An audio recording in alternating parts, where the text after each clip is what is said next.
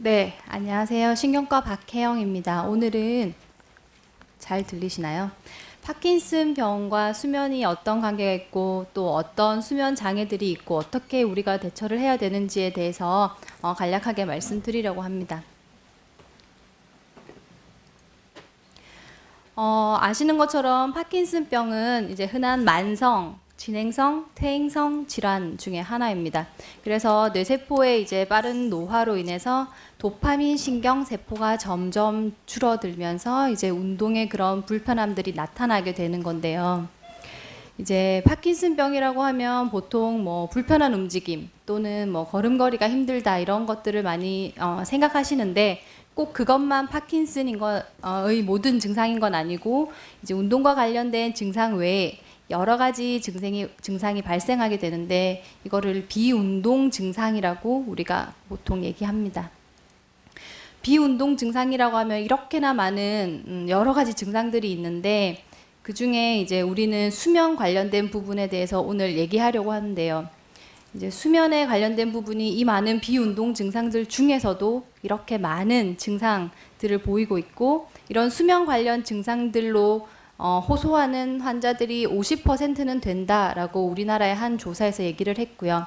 16%의 환자에서는 수면 관련 증상이 2가지 이상 있다라고 해서 그런 불편감을 호소하고 있는데 이제 이 조사에서는 불면증은 조사가 안 된 거기 때문에 이제 불면증을 포함하면 수면 관련 증상으로 인해서 불편을 호소하고 고통받고 계시는 분들이 파킨슨 환자분들 중에서는 70% 이상이다라는 그런 보고도 있습니다. 그래서 그러면 우리는 잠을 잘 자는 것이 왜 중요할까에 대해서 다시 한번 생각을 해봐야 될 것 같은데 이제 불면증을 겪어보신 분들이거나 아니면 파킨슨이 없으신 분들 중에서도 뭐 잠을 며칠 못 잤다거나 하는 그런 일시적인 경험을 하신 적이 있으실 텐데요. 밤에 잠을 잘 못 자면 당연히 그 다음날 낮 컨디션에 영향을 미치게 되고요. 이제 낮 컨디션이 안 좋으면 특히 파킨슨이 있으신 분들은 컨디션이 안 좋으면 그날은 운동 증상이 더 심하다고 느껴지시는 분들도 있고 아니면 약효가 잘 안 받는다라고 느껴지시는 분도 있을 것 같은데 이런 것들이 모여서 이제 삶의 질이 떨어지는 그런 문제가 생길 수 있습니다. 그리고 당연히 밤에 잠을 잘 못 자시는 분들 중에 주간에 졸림을 호소하시는 분들이 많기 때문에 그런 문제로 인해서 뭐 사고, 부상의 위험이 있을 수도 있고요. 잠을 잘 못 자시는 분들 중에 주의 집중력이 떨어진다, 기억력이 떨어진다라고 하면서 이제 특히 주간 졸림이 있는 경우에는 인지 기능 저하를 호소하시는 분들이 계십니다. 그러면 이제 수면장애 종류에는 어떤 것들이 있는지 한번 보겠습니다. 너무 많은 병들이 있어서 오늘 한꺼번에 모든 것을 다 보지는 못하겠지만 이런 것들이 있을 수 있구나, 이런 증상이 있으면 상담을 받아야겠구나라는 거를 중점적으로 생각을 하시면 될 것 같습니다. 우선 제일 흔한 게 불면증. 우리가 뭐 잠 잘 안 와요라고 병원에 오시는 분들 중에 많은 분들이 이제 불면증을 가지고 계시는 것이고요. 이제 낮에 졸리는 주간 졸음이나 피로, 수면 발작 증상으로 오시는 분들도 계십니다. 그리고 자다가 소리를 지르거나 또는 이제 팔 다리를 움직이는 그런 증상을 호소하시는 분들이 계신데 이제 이런 걸 렘 수면 장애라고 합니다. 뒤에 가서 좀 더 자세히 알려드리겠습니다. 그리고 수면 무호흡증이나 코골이도 관련해서 있을 수 있고요. 그 다음에 자려고 잠시만.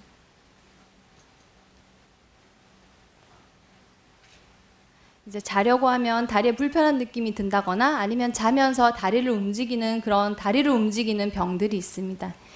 자세한 내용을 이제 하나씩 각각 보도록 하겠습니다. 그러면 불면증이란 뭔가? 라고 하니 누워 있어도 잠이 잘 안 드는 거, 이거 불면증 맞습니다. 그리고 아침에 다른 사람보다 눈이 너무 빨리 떠진다 라고 하는 거, 이것도 불면증 맞습니다. 그리고 제일 많이들 호소하시는 거는 이제 잠이 자주 깬다. 그래서 잠이 들어서 아침에 깨기까지 잠을 편하게 지속할 수 없다. 이것도 불면증의 한 종류에 속하게 됩니다.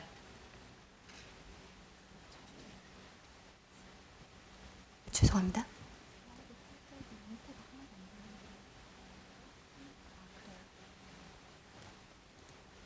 네, 그러면 이제 불면증에 어떤 원인들이 있는지 한번 보려고 하는데, 불면증은 다양한 원인들이 있습니다. 어떤 원인으로 잠을 못 자게 되느냐 하면, 이제 제일 우리가 신경을 써야 될 것이 파킨슨 증상 때문에 잠을 못 주무시는 분들이 계신데요.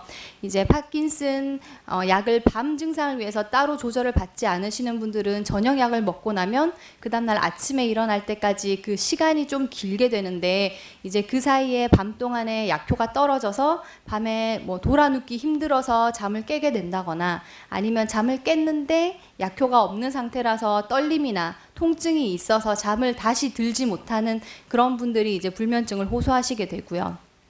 우울증이나 불안도 불면증과 관련이 있습니다. 그리고 소변 문제도 꽤 많은 부분을 호소하고 계시는데, 밤에 이제 화장실을 들락날락 하면서 잠을 잘 못 자시는 분들이 계십니다. 그리고 정신이 혼동이 있거나 환각이 있으신 분들도 잠을 잘 못 자게 되고, 그 외에도 다른 뭐 수면 장애로 인한 2차적인 문제가 있을 수 있지만, 연세가 드시면 파킨슨은 나이 든 분들에게 더 많이 생기는 병인데, 나이가 들면 정상인 나이 드신 노인분들에게서도 정상적으로 수면 시간 자체가 짧아지게 되는데, 그거를 이제 인정하거나 인식하지 못하시고 6시간, 7시간 편하게 자지 못했다라고 하면서 불면증이 아닌데 불면증이라고 스스로 잘못 알고 계시거나 인식하고 계시는 분들도 이제 잠을 잘 못 잔다라고 호소하시는 분들이 계십니다. 그러면 이제 이 많은 원인들만큼이나 이제 치료도 그 원인에 대해서 각각 맞춤 치료가 돼야 될 텐데요. 수면제 하나 주고 땡 이렇게 하면 전혀 그 도움이 안 됩니다. 각각 원인에 따라서 다른 여러 가지 치료법을 선택을 해야 되는데, 당연히 파킨슨 증상 때문에 잠을 잘 못 주무시는 분들은 진료 중에 상담을 받으시고 파킨슨 약물을 조절을 받으셔야 됩니다. 그리고 우울증이나 소변 문제 같은 것도 다 치료를 받으셔야 되고요. 특히 밤에만 생기는 혼돈이나 환각 때문에 잠을 잘 못 주무시는 분들은 차라리 야간 불을, 수면등 같은 거를 조금 켜놓고 주무시는 게 그런 환각이나 혼동을 줄이는데 훨씬 도움이 되고, 너무 심한 분들 같은 경우에는 진료 시간에 상담을 하시면 거기에 또 알맞는 약물을 처방받으실 수 있습니다. 그리고 그 다음 저희가 볼 내용은 수면 과수면, 주간 과수면, 그 다음에 피로에 대한 내용입니다. 이제 파킨슨 있으신 분들은 밤에 잠을 잘 자고 못 자고를 떠나서 낮에 너무 많이 졸려요 라고 말씀하시는 분들이 많습니다. 실제로도 거의 뭐 15%에서 50% 연구마다 다르지만 많은 환자분들이 주간 졸림증을 호소하고 계시고요. 이거는 병이 더 심할수록, 그 다음에 인지기능 감소가 심할수록, 우울증이 있을수록 주간 졸림을 호소하시는 분들이 많다라고 되어 있습니다. 그리고 당연히 밤에 잘 못 주무시는 분들은 그 다음 날 낮에 잠을 계속 잘 자지 못했기 때문에 낮에도 졸린다라고 말씀하시는 분들이 계십니다.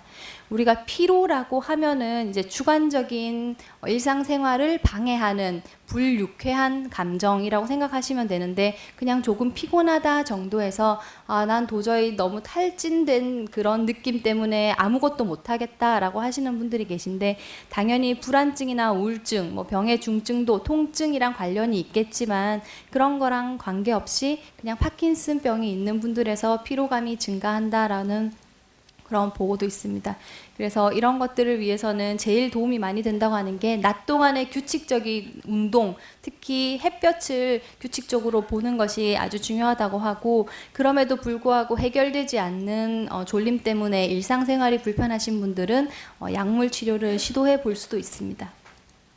이런 주간 과수면이 더 발전되고 진행된 심한 형태를 수면 발작이라고 할 수 있는데요. 수면 발작은 도저히 잠을 깰 수 없고 저항할 수 없는, 그래서 갑자기 잠에 빠져드는 증상인데, 뭐 대화할 때, 식사할 때, 운전할 때, 회의할 때 이렇게 정상적으로는 자서는 안 되고 또 잘 수도 없는 그런 상황에서 도저히 이 잠을 이기지 못해서 잠이 드는 그런 걸 수면 발작이라고 생각하시면 됩니다.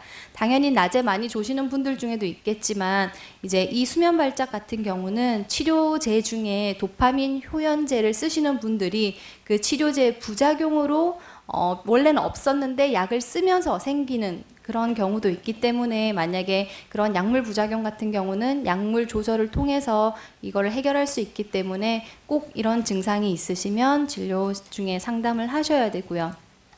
이게 왜 위험하냐 하면 이제 운전할 때 사고가 나거나 아니면 보행 중에도 사고가 날 수 있기 때문에 이런 부상의 위험 때문에 주간 졸림이나 수면 발작은 꼭 다뤄져야 하는 내용이라고 생각되고 이거에 대한 대처를 꼭 하셔야 됩니다. 그 다음에 다리가 움직이는 것 때문에 못 자는 두 가지 병을 이제 보여드리려고 하는데요.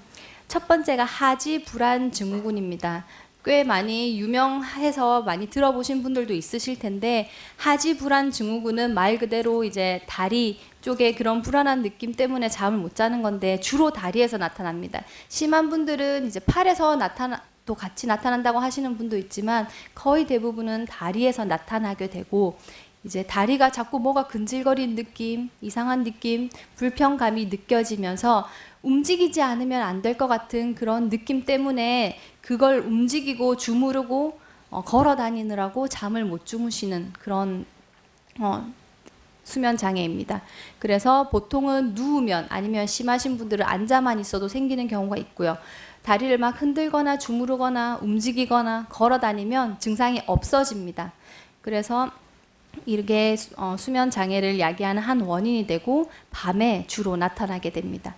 이 하지불안 증후군 자체가 뇌 안에서는 도파민과 관련돼서 파킨슨이랑 조금 비슷한 원인을 가진다라는 보고도 있기 때문에 그것 때문에 파킨슨 환자에서 더 많이 나타난다는 얘기도 있지만 어쨌든 정상인에서도 흔한 병이고 이런 증상이 있을 때는 약물 치료를 시도해 볼 수 있기 때문에 진료 중에 상담을 하시면 좋을 것 같고요. 주기성 사지 운동증이라는 이런 다른 것도 있는데 아까 전에 하지불안 증후군이 잠을 자기 전에 그런 느낌이랑 움직임 때문에 잠을 아예 못 자는 거라면 주기성 사지 운동증은 잠을 잔 상태에서 보통 나타납니다. 그래서 환자들은 잘 모르는 경우가 많고요. 보호자들이 환자가 자꾸 자면서 다리를 움직인다라고 진료 중에 얘기를 하게 됩니다. 물론 아주 심하신 분들은 다리를 너무 많이 크게 움직이다 보니까 잠을 깨서 수면 방해를 받는 분들도 계시기는 한데요. 잠깐 어떤 모습인지 보여드리면 이렇게 누워서 자다가 발목을 위로 한 번씩 움직이게 됩니다. 이렇게 다리를 까딱까딱 움직이면서 약한 건 이 정도로 움직이고 심한 거는 양발을 아예 무릎을 굽히면서 발목을 위로 확 젖히는 형태로 나타나게 되고 물론 지금 수면 중이라서 환자는 모릅니다. 보호자만 목격을 하는 경우가 많고요. 이것도 역시 이제 약물 치료를 해볼 수도 있고 또는 이런 것들이 뭐 철결핍이라든지 이런 다른 2차적인 원인이 있는 경우가 있다고 하기 때문에 이런 거에 대한 검사 및 치료가 함께 동반되어야 합니다. 그 다음에는 수면의 단계에 대해서 잠시 말씀을 드리겠는데 이제 우리가 한번 잠을 자기 시작해서 잠을 깰 때까지는 똑같은 수면만 하는 게 아니고 얕은 잠도 잤다가 깊은 잠도 잤다가 이렇게 시간 주기로 왔다 갔다 하면서 수면을 단계를 보이게 되는데 이 중에 얕은 수면, 깊은 수면, 그리고 또 한 가지가 렘 수면이라는 게 있습니다.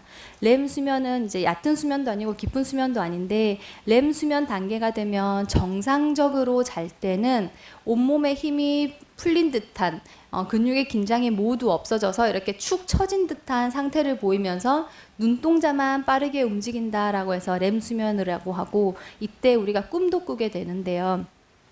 렘 수면 장애가 있으신 분들은 이렇게 정상적으로 몸이 축 처지고 풀려야 하는 그게 없어서 몸이 항상 우리가 깨 있을 때처럼 긴장한 상태가 되고 그러다 보니 이때 꿈을 꾸면서 꿈속에서 있었던 그런 행동들을 한꺼번에 하는 그리고 또는 그때 있었던 말을 밖으로 꺼내서 하는 그런 증상을 보내게 됩니다.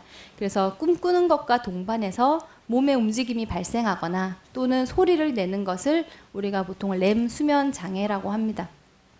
그래서 뭐 자다가 주변을 칠 수도 있고요. 본인이 스스로를 쳐서 다칠 수도 있고 꿈속의 일을 실제로 행하거나 말을 할 때도 있고 소리를 지르시는 분들도 있고요. 심한 경우에는 이것 때문에 자다가 깨기도 하기 때문에 이것 때문에 2차적인 수면 장애와 불면증을 야기할 수도 있습니다. 그래서 우리가 진료 중에 하는 설문지나 이렇게 문진에서 보면 이런 문항이 있습니다. 지난 2주간 환자가 잠자던 중에 소리를 지르거나 팔을 휘두르는 걸 본 적이 있습니까? 또는 환자가 그랬다고 들은 적이 있습니까? 라고 저희가 설문을 가끔 할 때 뒤쪽에 꼭 적혀 있는데요. 이거는 이제 우리가 렘 수면 장애가 있는지 없는지를 확인하기 위한 설문지고, 여기서 있다라고 대답하고 만약에 심하신 분들은 이거에 대해서 추가적인 이제 진찰이나 치료를 받으시게 됩니다. 보통 일반인에서는 거의 없는 반면에 파킨슨이 있으신 분에서는 아주 많은 빈도로 렘 수면 장애를 가지고 있고, 몸을 움직이거나 소리를 내지 않더라도 이제 현실과 혼동되는 생생한 꿈을 보고하시는 분들이 거의 60% 이상이 될 정도로 많은 부분이고, 이 중에 20% 정도는 파킨슨 병이 생기기도 전에 그 훨씬 전부터 렘 수면 장애를 먼저 가지고 나중에 파킨슨 운동 증상이 나타나는 분들도 많습니다.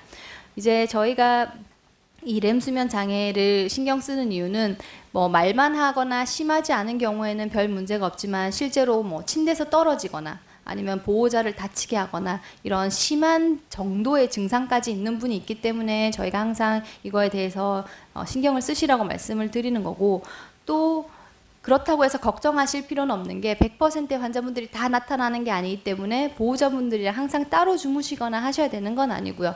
이럴 수도 있다. 이거는 렘 수면 장애고 파킨슨이랑 동반돼서 나타나는 한 수면 장애 종류구나라는 걸 알고 계시는 게 중요하기 때문에 한번 이렇게 말씀을 드리는 겁니다.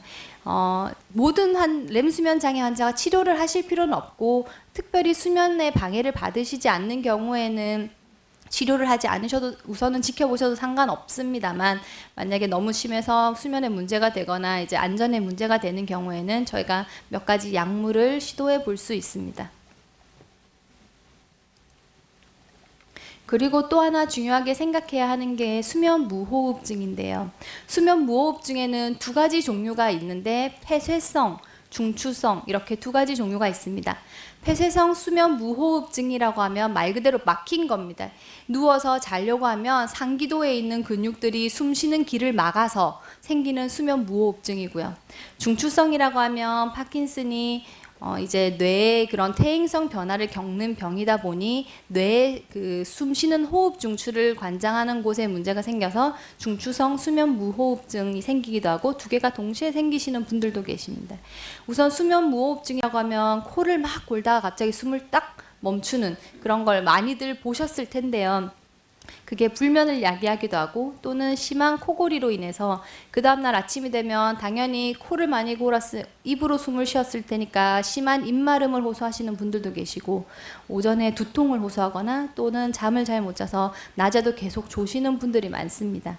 꽤 많은 분들이 수면 무호흡증을 가지고 계신데 그냥 일반적인 코골이라고 생각하고 그냥 넘어가시는 분들도 많아서 이거에 대해서는 한번 신경을 쓰셔야 되고, 특히 원래 정상인에서는 수면 무호흡증 자체가 비만이거나 아니면 목이 굵고 짧거나 턱이 얼굴 구조가 좀 작은 분들이 많이 생기는 걸로 되어 있는데, 파킨슨 같은 경우는 상기도 근육의 문제이기 때문에 굳이 이런 체형을 가지고 있지 않더라도 많은 분들이 이런 수면 무호흡증을 가지고 계시기 때문에 신경을 쓰셔야 되고, 흔한 만큼 위험하다고 하는 것은 수면 무호흡증을 오랫동안 방치하면 심혈관계 합병증이 생길 수 있기 때문에, 이제 그거에 때문에 그 단계로 가기 전까지 이제 우리가 이거를 신경 쓰고 치료를 하자는 거고, 생각보다 꽤 간단하게 치료가 되는 분들이 많기 때문에 이거에 대해서는 꼭 한번 신경을, 특히 배우자분이 본인은 자고 나면 잘 모르기 때문에 신경을 한번 쓰셔야 되고요. 진단을 할 때는 그냥 병력 청취만 하기도 하지만 가장 확실한 진단은 수면다원 검사라는 검사가 있습니다. 나중에 다시 한번 보여드릴 거고요. 수면 무호흡증이 있는 줄 모르고 잠을 잘 못 잔다는 이유로 그냥 상의 없이 수면제나 진정제를 드시는 분들은 오히려 숨 쉬는 게 더 힘들어지는 경우가 있기 때문에, 이렇게 무차별적으로 수면제를 쓰시는 것보다는 내가 잠을 왜 못 자는가에 대한 상담을 먼저 하시는 게 중요합니다.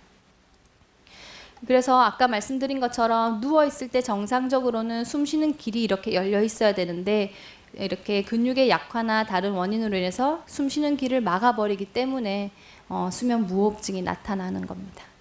그리고 특히 다계통 위축증 환자분들 중에서는 이제 야간 천명이라고 하는 특별한 소리를 내시는 분들이 계신데, 이제 다계통 위축증 환자분들 중에서 병이 진행을 하면 할수록 이런 천명을 가지고 계시는 분들이 많고요.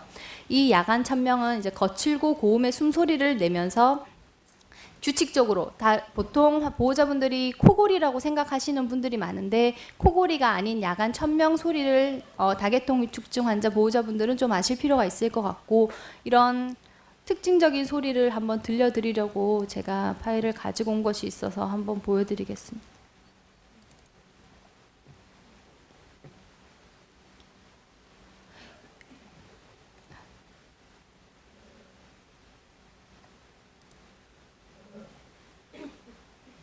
이 환자분은 다계통 위축증 환자분은 아니시기는 한데 똑같은 원인으로 인한 천명을 보이시는 분이고, 코골이와는 조금 다르게 이렇게 목소리를 끓는 듯하게 고음의 거친 소리를 주기적으로 숨을 쉴 때마다, 들이쉴 때마다 내쉬는 이런 소리를 내시게 됩니다. 혹시 이런 증상이 있으면 꼭 진료실에서 상담을 받으시기 바랍니다. 이런 야간 천명 같은 경우는 원인 자체가 후두 협착, 성대의 기능 장애로 인한 후두 협착으로 나타나기 때문에 이제 다른 합병증이나 급사의 위험이 있다고 저희가 판단을 하고, 그래서 다른 치료가 필요하기 때문에 꼭 보호자분들이 이런 숨소리를 그냥 일반적인 코골이라고 방치하지 마시라는 의미에서 보여드린 거고요. 수면 무호흡증은 그럼 어떻게 치료를 해야 되느냐? 가장 간단하게는 우리가 그냥 옆으로 누워서 주무시는 게 1번이라고 말씀드립니다. 누워 있으면서 그 모든 기관들이 밑으로 눌린 거라면 옆으로 누워서 숨 쉬는 길을 만들어 주는 거다라고 생각하시는 게 편하고요. 근데 옆으로 누워서는 당연히 해결이 안 되는 심한 무호흡증을 가지신 분들은 이렇게 코에 양압기라고 하는 마스크를 쓰게 됩니다. 그래서 이렇게 코에 쓰는 분들도 있고 입에 쓰는 분들도 있고 다양한 종류의 양압기가 있는데, 이 양압기라는 기계는 보기에는 불편해 보여서 처음에는 많은 환자분들이 거부를 하시는 경우가 있습니다. 근데 이게 하루 종일 쓰고 있는 게 아니고 잘 때만 쓰는 거고, 그 다음에 처음에 잠들기는 조금 거북스러워도 자고 나면 오히려 호흡 자체가 밤새도록 편하기 때문에 다음날 꽤 상쾌하다고 하셔서 계속 사용하시는 분들이 많습니다. 그래서 양압기를 쓰면 처음에는 막혀있던 이런 숨 쉬는 길이 여기 압력을 가해서 위로 들어주기 때문에 숨 쉬는 길을 만들어주는 그런 원리로 이런 마스크를 쓰게 됩니다. 그래서 지금까지 많은 수면 장애의 종류에 대해서 보여드렸는데, 우선 우리가 보통은 이제 진찰실에서 병력 청취를 하거나 아니면 또는 수면 일기를 써서 이제 수면 장애에 대한 상담을 받게 되는데, 수면 다원 검사라는 검사를 통해서 이런 수면 장애를 확실하게 진단을 할 수 있고, 이건 대신 입원 검사기 때문에 1박 2일로 입원을 하셔야만 하실 수 있는 검사입니다. 양압기가 필요하신 분들은 입원을 하셔서 이런 수면 다원 검사를 한 다음에 양압기 처치를 받게 됩니다. 그리고 다양한 설문지를 통해서 또 뭐 주간 졸음이라던가 이런 증상들에 대해서 저희가 진단을 내리기도 합니다. 그래서 아까 그 개별적인 치료들 외에도 제일 중요한 것이 낮 동안 햇볕 보는 것과 이제 규칙적인 운동하는 게 가장 중요하고, 이제 원인에 따라서 약물 치료를 하실 수 있는 분들은 약물 치료를 하게 되고, 수면 위생이라는 말이 있는데 이제 불면증이 있으신 분들은 수면제를 막 드시기 전에 수면 위생 교육을 받으시는 게 가장 중요합니다. 수면 위생이라고 하면 어려운 게 아니고 가장 잘 잘 수 있는 조건을 만들어주는 그런 훈련을 하는 건데, 여러 가지 수면 위생 방법들 중에 몇 가지 보여드리면, 잠자리에 드는 시각과 아침에 일어나는 시간을 일정하게 규칙적으로 해야 한다라는 게 가장 중요한 규칙 중에 하나고요. 특히 낮에 운동은 수면에 도움이 됩니다. 규칙적인 운동을 꼭 하시고요. 낮잠은 절대 자지 말라고 합니다. 밤에 잠을 잘 못 자시는 분들은 피곤하니까 낮에 잠을 자야 된다라고 생각하시는 분들이 계신데, 낮에 잠을 자면 밤에 또 잠을 못 자기 때문에 낮잠은 절대 주무시지 말라고 권하고 있고, 카페인과 니코틴은 각성 효과가 있기 때문에 불면증에 도움이 되지 않습니다. 당연히 자기 위해서 술을 마시는 것도 금하고 있습니다. 자기 전에는 우리 위도 함께 쉬어줘야 되기 때문에 식사나 수분 섭취를 제한하고 있고, 특히 밤에 소변 문제로 불면증이 있으신 분들은 저녁 식사 이후에는 절대 물을 드시지 말라고 말씀드리고 있습니다. 당연히 수면제는 쓰는 게 좋지 않고 최대한 몸을 이완한 상태에서 자는 게 중요하기 때문에 이완 훈련에 대해서도 교육을 하는 경우가 있지만 지금 저희 진료실에서는 하지 않고 있기는 합니다. 그리고 제일 중요한 거는 누워서 20분 안에 잠이 오지 않으면 잠이 들 때까지 침대에 누워 있으시면 안 됩니다. 누워서 잠이 안 오면 그냥 일어나서 독서를 하던 TV를 보던 다른 일을 하시면서 시간을 좀 보내시다가 다시 좀 졸린다 하면 잠자리에 드는 이런 과정을 반복하라고 하고, 침대는 꼭 잘 때만 이용하는 것으로 되어 있습니다. 누워서 TV를 보시거나 누워서 책을 보시거나 이런 행동들을 모두 금하고 있고, 혹시라도 불면증 때문에 늦게 잠이 들었더라도 아침에 일어나는 시간은 꼭 유지를 하셔야 됩니다. 수면 패턴의 유지를 위해서 가장 중요한 내용이고요. 이제 마지막으로 대한수면학회에서 권하는 수면 10계명 알려드리면서 이제 끝을 내려고 하는데요. 일요일이라고 늦잠을 자지 말라. 일요일이라고 늦잠을 자면 일요일 밤에 잠을 못 자게 되고 그게 그 다음 주에 수면 패턴에 영향을 주기 때문에 주말이라도 꼭 같은 시간에 자고 같은 시간에 일어나길 권하는 걸 1번으로 하고 있습니다. 잠자리에 들기 전에는 먹고 마시는 것을 삼가라. 카페인과 니코틴은 피해라. 아까 수면 위생 때 다 말씀드렸고요. 제일 또 중요한 것 중에 하나가 규칙적인 운동, 그리고 낮에는 밝은 태양을 꼭 쬐도록 하고 있습니다. 우리가 이 수면 패턴에 가장 중요하게 영향을 미치는 게 낮 동안의 햇빛이기 때문에 낮 동안의 햇볕을 쬐는 것이 밤 수면에 아주 큰 도움이 되고요. 낮잠은 줄이라고 했고, 잘 때는 TV를 켜놓고 잠드는 것이 편하다라고 하시는 분들도 계신데, 당연히 청각에 이런 자극을 주는 것은 각성을 야기하기 때문에 잘 때는 꼭 TV를 끄시도록 하고 라디오도 틀지 말라고 권하고 있습니다. 그리고 아무리 좋은 침실이라도 나한테 불편하면 이제 수면에 도움이 되지 않기 때문에 잠자리가 변해서 호텔 같은 데 가서도 잘 못 주무시는 분들 계시잖아요. 그래서 나한테 가장 맞는 그런 침실을 꾸며놓고 거기서 규칙적으로 잠을 자라고 하고 있고, 수면 전에 긴장을 풀어라. 그리고 제일 마지막에 중요한 것은 많은 잠보다 충분한 잠을 자라 라고 알고 있습니다. 잠을 자는 시간이 중요한 게 아니고 짧게 자더라도 푹 자고 상쾌하게 자고 일어나는 게 중요하기 때문에 잠자는 시간에 너무 연연하지 마시고 얼마나 좋은 잠을 자는지에 대해서 신경을 쓰시는 게 좋을 것 같습니다. 네, 이상입니다.